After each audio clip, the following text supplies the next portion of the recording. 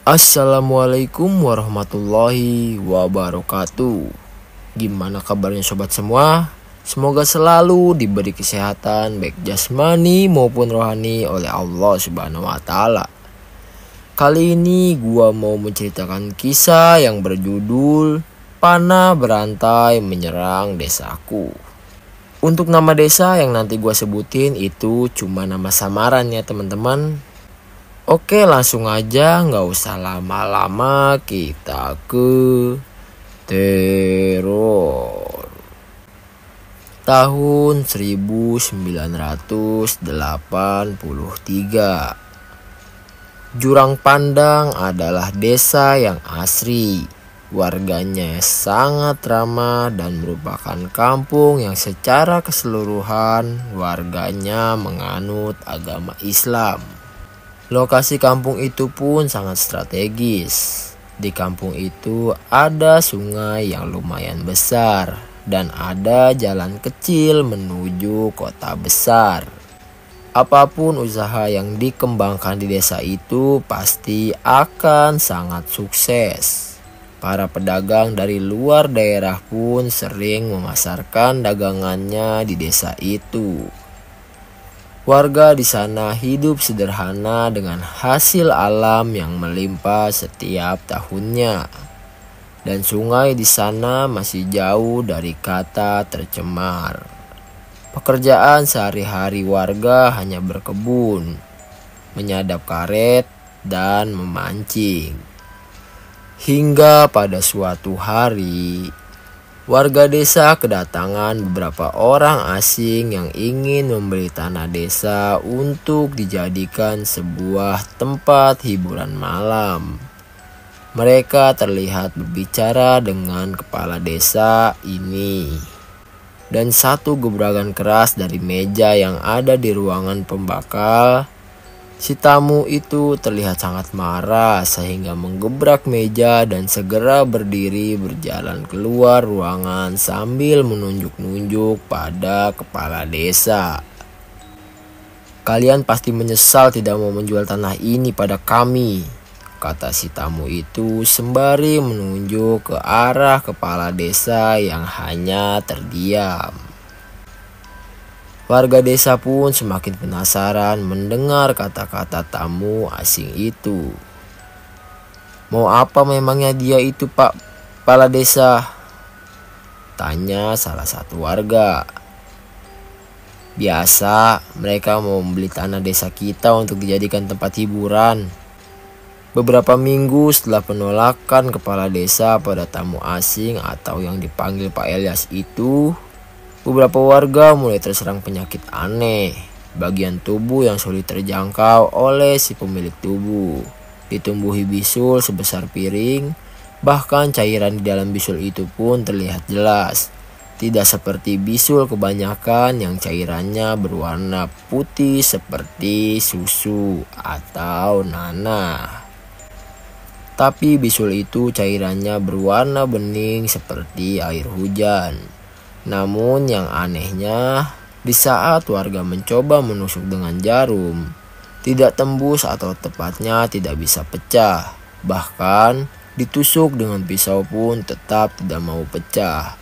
Padahal bisul itu terlihat lembek dan seperti balon yang diisi air, namun tidak mau pecah. Semakin hari bisul-bisul itu semakin membesar. Warga yang terserang penyakit aneh itu pun sudah dibawa ke rumah sakit, namun hasilnya normal. Dan puncaknya setelah bisul itu berbulan-bulan menyiksa, akhirnya pecah dengan sendirinya. Dan anehnya, cairan yang keluar seperti minyak atau lemak berwarna kuning kemerahan. Baunya amat busuk. Dan setelah cairan itu keluar habis, bagian tubuh yang bekas ditumbuhi busil itu berlubang hingga bagian tulangnya terlihat. Keesokan harinya warga itu pun dikabarkan meninggal dunia. Teror penyakit aneh itu pun terus berlangsung. Sampai suatu ketika warga mulai resah dan mendesak kepala desa untuk mencarikan orang untuk menghilangkan teror penyakit di desa itu. Kita tidak bisa jika begini terus keadaannya, Kepala Desa. Iya, saya tahu maksud kalian, tapi kemana kita mencarinya? Kata Kepala Desa. Di dalam desa Teri ada dukun yang sakti, Kepala Desa.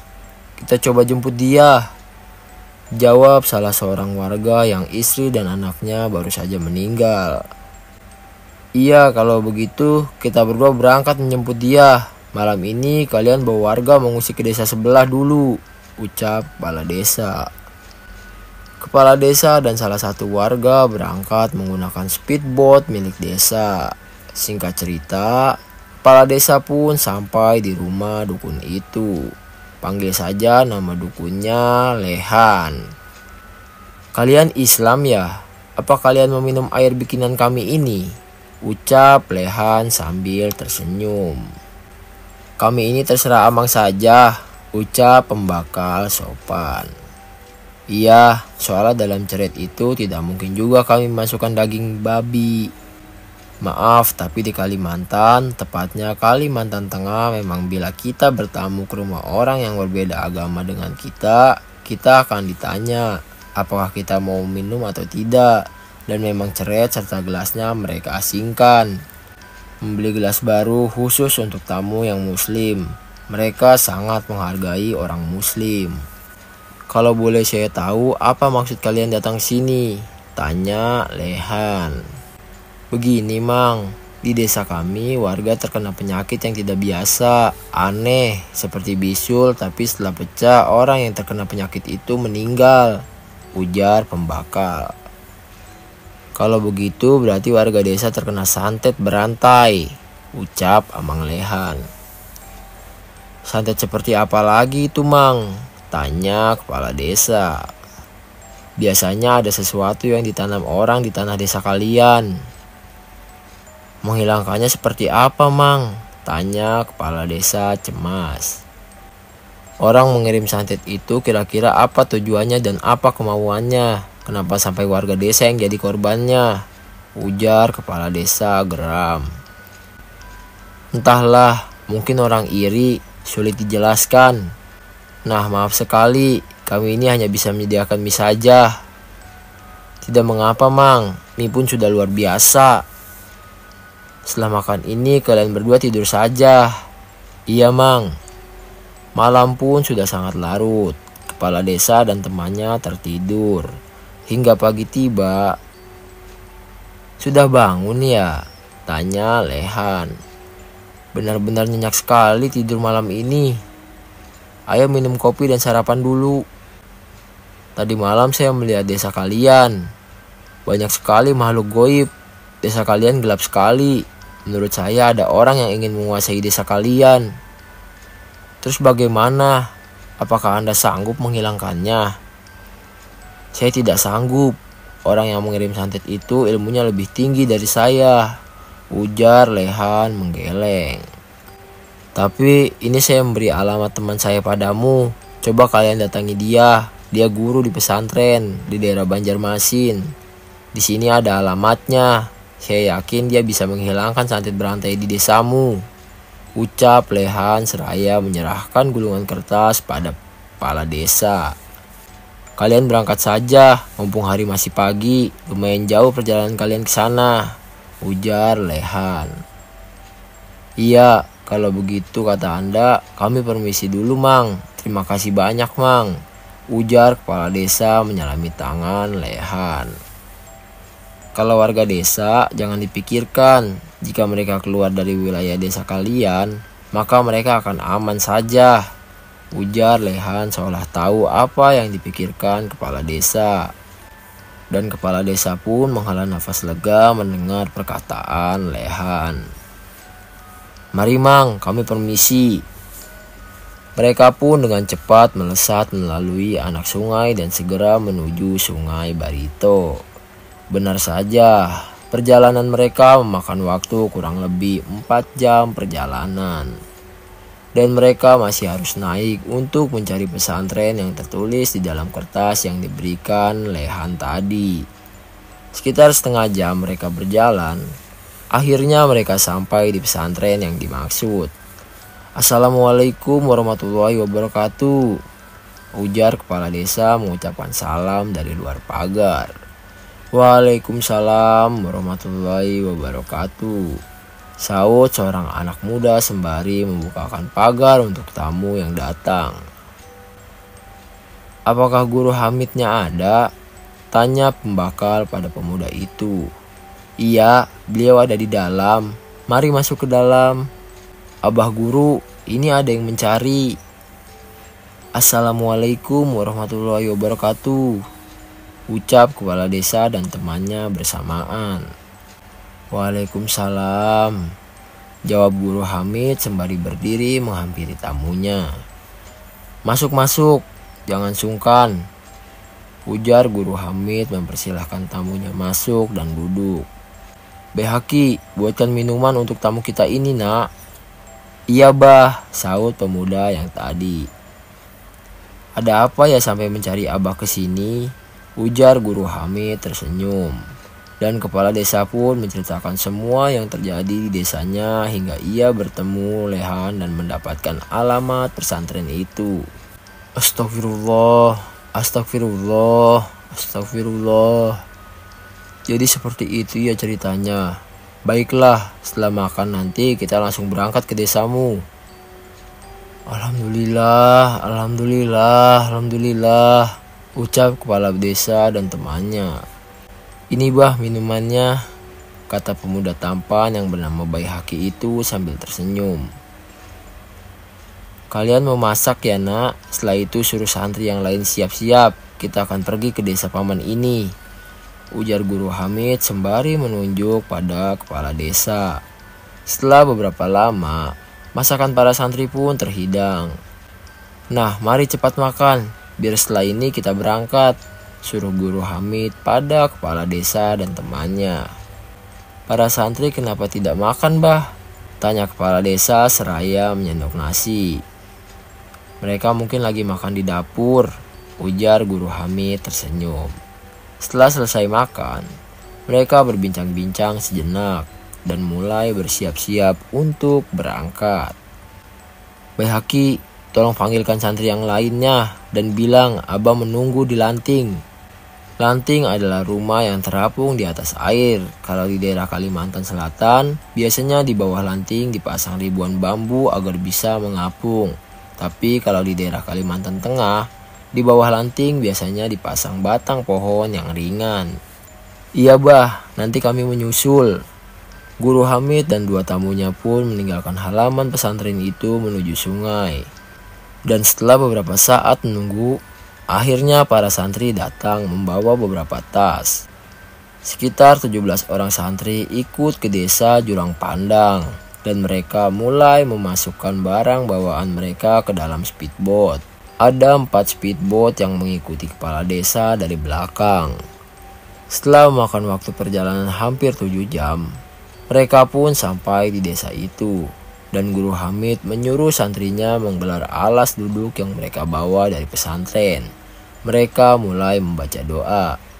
Hahaha, bangsat, teriak warga yang bersama kepala desa. Tiba-tiba Guru Hamid tersenyum sembari berdiri menghampiri temannya kepala desa itu. Jangan berhenti berdoa, ujar Guru Hamid pada santrinya. Assalamualaikum warahmatullahi wabarakatuh. Siapa kamu?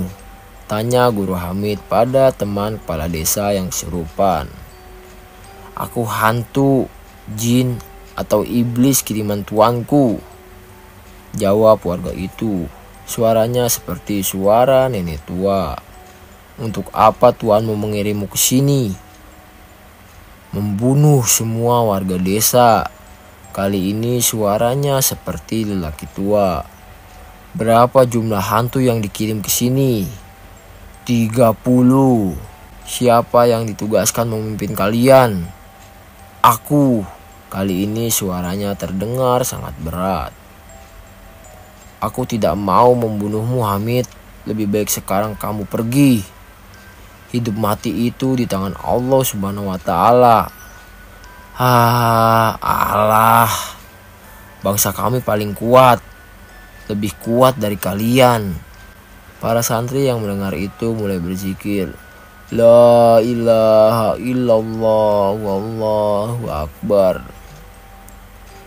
Wala haula wala quwata illa billah. Allah, Allah, Allah. Makhluk itu mengejek dan tertawa. Baihaqi, tolong ambilkan air yang ada di dalam tas Abah itu, ujar Guru Hamid. Setelah air di dalam botol itu ada di tangan Guru Hamid, warga yang kerasukan itu mulai berhenti mengejek para santri. Kamu tahu ini air apa? Tanya Guru Hamid tersenyum. Sudah kubilang jangan ikut campur urusan tuan kami. Tidak ada niatku untuk ikut campur urusan majikanmu, tapi majikanmu sudah keterlaluan membunuh orang-orang yang tidak bersalah di desa ini. Air yang di dalam botol itu pun disiramkan ke badan dan wajah warga yang kesurupan itu. Anehnya, ketika air itu mengenai badan dan wajahnya, warga itu seperti tergantung melayang. Bangsat kamu Hamid, teriak warga yang kesurupan itu. Kamu memilih pulang pada majikanmu atau mau aku gantung di sini, ucap Guru Hamid. Warga yang kesurupan itu diam saja, matanya terpejam dan mulutnya terus meracaukan bahasa yang tidak dimengerti.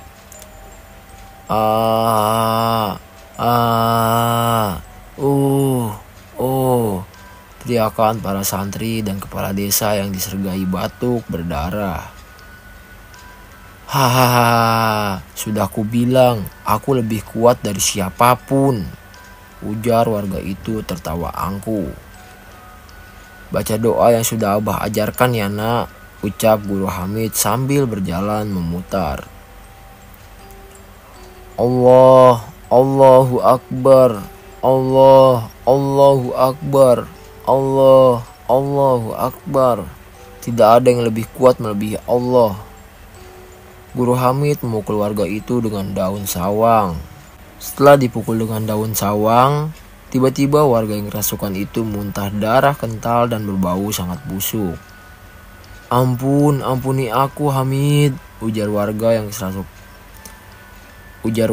kerasukan itu merintih.